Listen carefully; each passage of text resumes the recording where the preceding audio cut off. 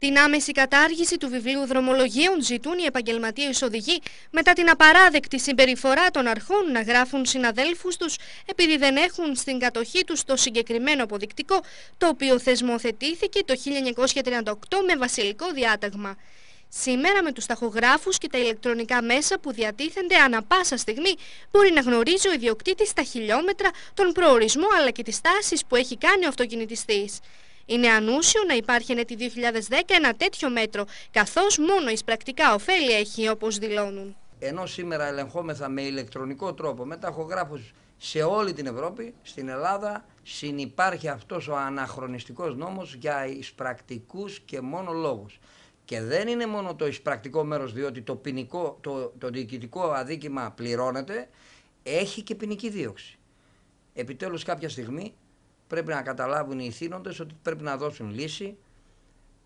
Μας εμπέζουν εδώ και πολύ καιρό και το Υπουργείο Απασχόλησης αλλά και το Υπουργείο Μεταφορών που είναι αρμοδιότητά μας.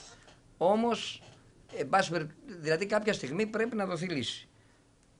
Τι ακριβώς γίνεται να μας πείτε?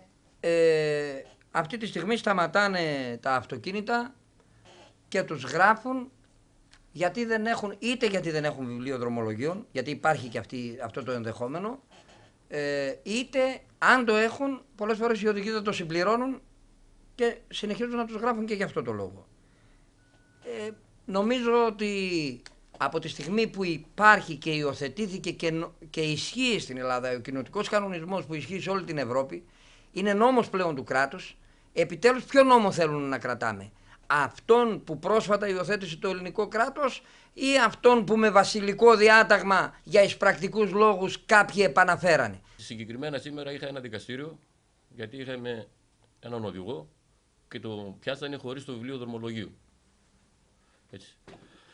Ο άνθρωπος αυτός, και γενικά και εγώ, έτσι, θέλω και εγώ να πάθω ζημιά, ξέρουμε ότι υπάρχουν αυτά τα πράγματα. Από τη στιγμή που υπάρχει ο τακογράφος πάνω, μετράει τι ώρα ξεκινάει το αυτοκίνητο, πότε σταματάει το αυτοκίνητο, το βιβλίο δρομολογίου να το κάνει τι, σε τι αντιστοιχεί.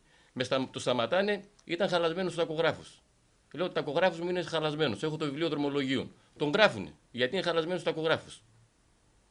Σταματάνε τον άλλον γιατί δεν έγραψε το βιβλίο δρομολογίου και είχε το γράφο, πάλι το γράφουνε. Γιατί το πρόβλημα και στις δύο περιπτώσεις τα παίρνουν. Δηλαδή μας έχουν πει ότι όντως είναι μόνο εισπρακτικός τρόπος να παίρνουν λεφτά. Δηλαδή δεν βγαίνουν τα χιλιάρικα έτσι απλά. Δεν είμαι εγώ άνθρωπος γραφείου. Εγώ είμαι συνέχεια στο τιμόνι.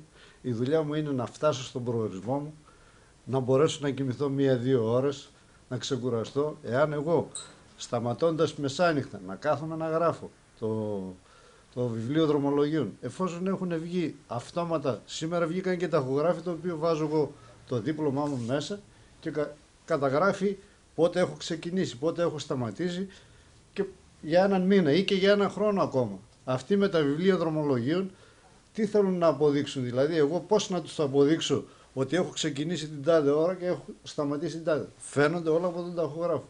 Είναι καθαρά το ότι ο πρώτος λόγος που σταματάνε στα Μάλγαρα είναι αυτός. Να γράψουν και τίποτα άλλο. Για να εισπράξουν τα λεφτά που θέλουν αυτοί. Είναι πολύ κουραστικό για μας τους οδηγούς. Δηλαδή θα ξεκινήσει τώρα τον προορισμό σου, πρέπει να γράψει. Εκεί που θα σταματήσεις πάλι πρέπει να πεις ότι σταμάτησες. Ξανά μετά ξεκίνα πάλι, ξαναγράψε, κάνε. Η αστυνομία συνέχεια μας ζητάει την κάρτα του ταχογράφου που έχουμε και μετά και το βιβλίο. Ευθύνη στο τμήμα των Μαλγάρων προσάπτει ο πρόεδρος των Διεθνών Μεταφορών Τάσος Αλχαζίδης, ο οποίος αναφέρεται σε ακραίες συμπεριφορές των υπαλλήλων προς τους αυτοκινητιστές. Ειδικά το τμήμα των Μαλγάρων έχει φτάσει σε ακραία σημεία και θεωρώ ότι κάποια στιγμή πρέπει κάποιος ανώτερος να επιληφθεί για το έργο αυτών των ανθρώπων. Νομίζω ότι εκεί πρωτεύον ρόλο η παρουσία τους έχει να κάνει με την ασφάλεια, με την οδική ασφάλεια και με την νομιμότητα. Δεν θεωρώ ότι είναι πρωτεύον να γράψει έναν συνάδελφο γιατί δεν είχε τα γράμματα στο πλάι του αυτοκινήτου που λέει το μεικτό βαρύ. Αν αυτά είναι τα πρωτεύοντα, όπως και το βιβλίο δρομολογίων, απέναντι στην οδική ασφάλεια που πρέπει να υπάρχει σε αυτό το συναρμοδιότητά τους, τότε εντάξει, καλά κάνουν τη δουλειά τους.